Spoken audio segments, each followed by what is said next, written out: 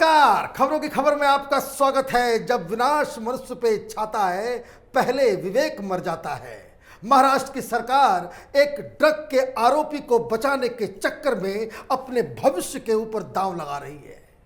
ये तमाम नेता, ये तमाम लोग जो बड़े बड़े पॉलिटिकल पार्टीज के बड़े बड़े लीडर हैं, वहां की सरकार चला रहे हैं, उनको ये समझ में नहीं आ रहा कि राजनीति तो पब्लिक परसेप्शन के ऊपर की जाती है और जिस तरह का बर्ताव वहां पे हो रहा है उससे ये साफ साफ ऐसा लग रहा है कि ये बॉलीवुड के फर्जी किंग, ये नकली बादशाह शाहरुख खान को बचाने के चक्कर में ये लोग अपनी इमेज के ऊपर बुलडोजर चला रहे हैं। और ये तो उस दिन से ही लग रहा है कि जब से ये शाहरुख खान का बेटा आर्यन खान पकड़ा गया है, अजीबोगरीब पता नहीं कैसे मिर्ची लगी है इन लोगों को।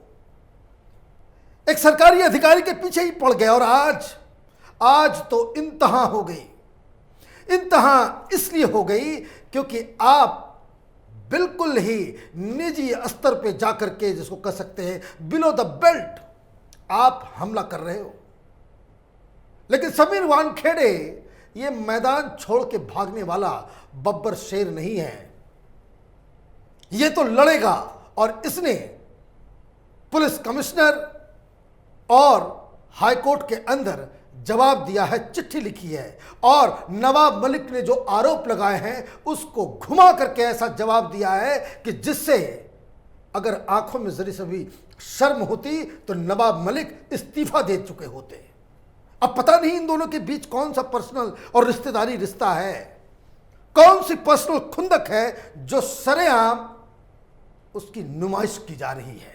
खैर, जो पर्सनल मामला तो पर्सनल मामला है, लेकिन देश का किसी भी राज्य का मंत्री या देश का कोई भी मंत्री इस तरीके से एक ऑन गोइंग इन्वेस्टिगेशन के दौरान कोई सब जुडिस मैटर के ऊपर इस तरीके से हस्तक्षेप करता है, रोज नए नए सुगुबे, नए नए आरोप, नए नए चीजों को लेकर के आता है, तो इस पे कमेंट करना ये लाजमी हो जाता है। आज उन्होंने क्या किया, उन्होंने ये कर दिया कि भाई ये जो समीर वानखेड़े है ये तो मुसलमान है।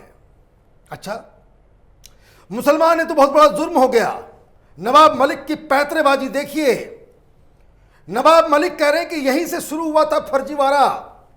उन्होंने दो ट्वीट किए हैं, एक 20 साल पुराना फोटो निकाल दिया, एक बर्थ सर्टिफिकेट निकाल दिया और ये कह दिया कि ये तो मुसलमान है। हद है। मैंने खुद मुसलमान होकर के आप ये आरोप लगा रहे हो समीर वानखेड़े मुसलमान है, ये बहुत बड़ा फर्जीवाड़ा है। क्यों फर्जीवाड़ा है? तीनों ये कहा कि भाई एक ट्वीट मैंने देखा, कोई सुधीर सूर्यवंशी साहब हैं, पत्रकार हैं, उन्होंने लिखा है इस पर Sameer Dawood Wankhede.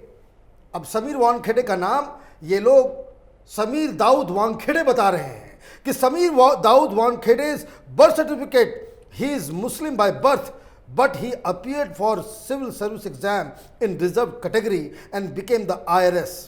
NCP Minister Nawab Malik alleged Sameer Wankhede forced this to get reservation in exam and jobs. यही लिखा उन्होंने भी, नवाब मलिक ने भी लिखा। ये पूरा गैंग काम कर रहा है। पता नहीं मुंबई में क्या हो रहा है, लेकिन पूरा गैंग काम कर रहा है। उन्होंने भी यही लिखा कि यहीं से शुरू हुआ समीर दाऊद वानखेड़े का फर्जीवाड़ा। पहले ये समझ लीजिए कहानी है क्या। समीर वानखेड़े एक दलित अधिकारी है। ये जो बताइए कैसे मीम भीम करने वाले, ये सब उठाने वाले पूरा पोस्टर उठा के चलते हैं दिल्ली में। जब शाहीन बाग होता है तो छाती पीटते हैं मीम और भीम का।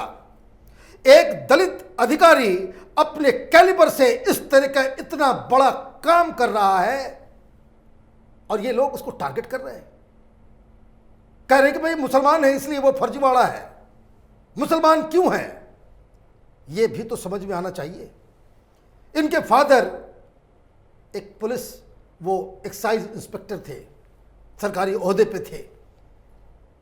वो एक दलित थे, वो हिंदू थे। मां समीर वानखेड़े की मुस्लिम थी।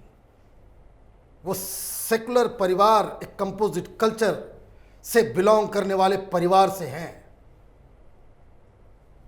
तो नाम में तो होगा ही।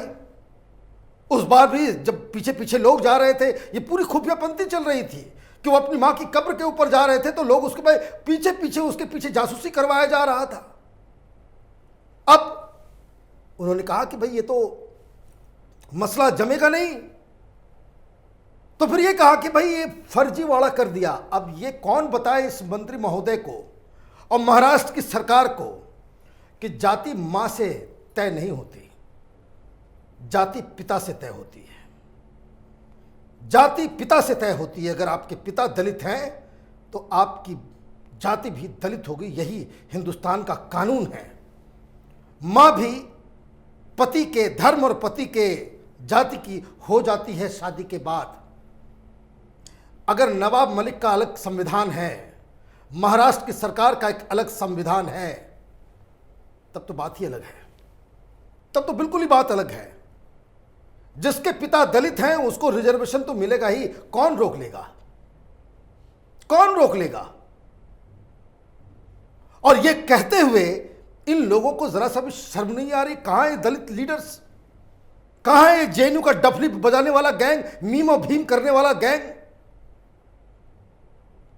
एक कैलिबर वाला, एक ईमानदार कर्मठ दलित अधिकारी नाक में दम कर रखा है ड्रग माफिया का मुंबई में बड़े बड़े लोगों को। अब तो ये भी नहीं होता कि भाई अब ये देखिए कहां से कहां ये कुतर्क चला गया। अब ये समझिए कि किस तरह की साजिश है। बात बहुत ही सिंपल है। महाराष्ट्र की सरकार समीर वानखेड़े को एन केन प्रकारेण इस पूरे रैकेट के ऊपर इन्वेस्टिगेशन करने नहीं देना चाहती। पता नहीं कौन सा इंटरेस्ट इन लोगों का छिपा हुआ है।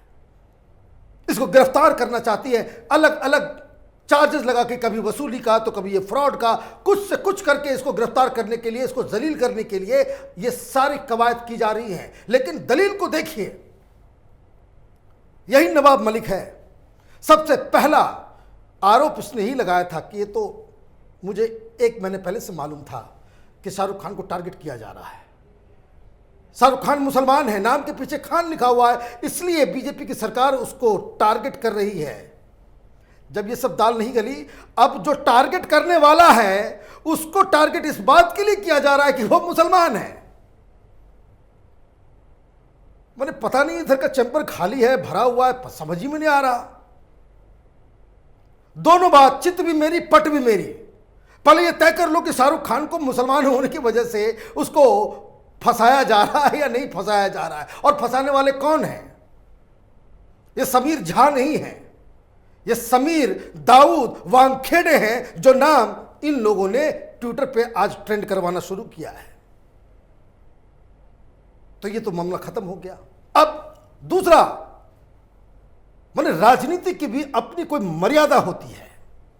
इस देश के अंदर में अगर राजनेताओं की कितनी शादियां हुई हैं, किसकी किसकी कहां कहां गर्लफ्रेंड्स हैं, इसके ऊपर अगर स्टोरी करने किया जाए तो अखबार में जगह नहीं बचेगा और कोई भी नेता मुंह दिखाने लायक नहीं बचेगा इस देश में। यह अधिकारी है, कुछ बोल नहीं रहा, इसके हाथ बंधे हुए हैं नियम और कानूनों से। आपने निकाल दिया कि भाई इसने पहले किसी महिला से शादी की थी, महिला की तस्वीर भी निकाल दी। भाई कैसे निकाल दिया आपने? क्यों निकाल दिया आपने? और ये कह दिया कि भाई ये दूसरी शादी है। आप इस लहजे पे जाकर के इस तरह का अटैक करेंगे? भाई आपकी तो सरकार है, वसूली का कांड हुआ है, आप केस दर्ज कीजिए। सरकार आपकी, पुलिस आपकी, भाई आप उसको पकड़ के बंद कर दीजिए।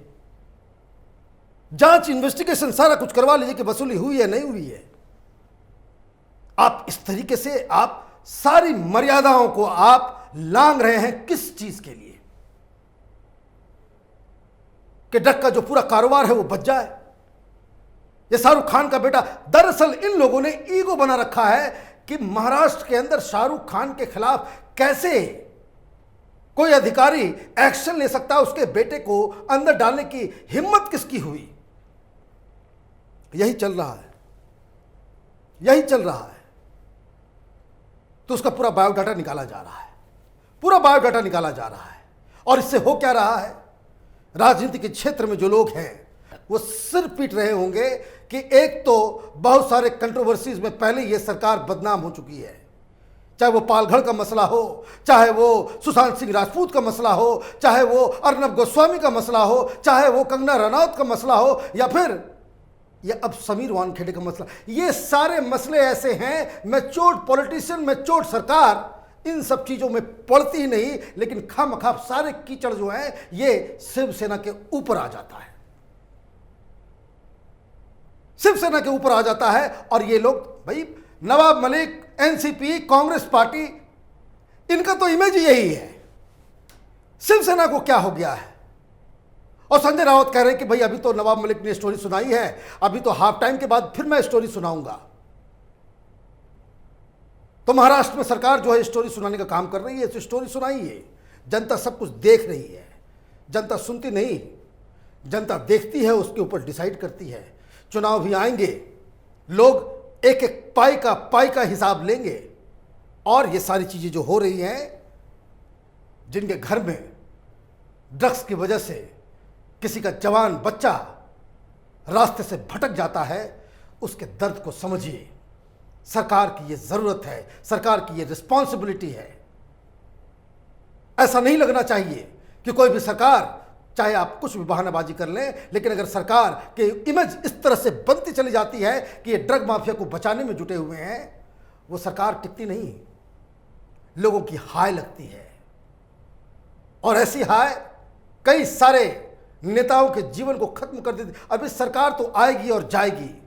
इस देश में बहुत सारे मुख्यमंत्री को हिंदुस्तान ने देखा, बहुत सारी सरकारों को देखा, बहुत सारे मंत्रियों को देखा। इवन इस देश ने तो बड़े बड़े प्रधानमंत्रियों को भी देखा जो प्रधानमंत्री की कुर्सी हटने के बाद गुमनामी में गुम हो गए, उनको पूछने वाला कोई नहीं रहता। एक बड़ा केस समीर वानखेड़े कर रहे हैं, पूरा देश उनके साथ है। ये फैसला ईगो से नहीं, रिस्पॉन्सिबिलिटी और एक समाज को किस रास्ते के ऊपर लेकर के जाना है, उस सोच से ली जानी चाहिए। हमारी नज़र बनी हुई है, समीर वानखेड़े अगला कदम क्या उठाते हैं, किस तरीके से इसका जवाब देते हैं। पल पल की खबर इस केस से जुड़ी हुई, उसको देखने के लिए कैपिटल टीवी लगातार आप देखते रहिए। हमारे वीडियोस को लाइक कीजिए, शेयर कीजिए और हमारे चैनल को सब्सक्राइब कीजिए। धन्यवाद।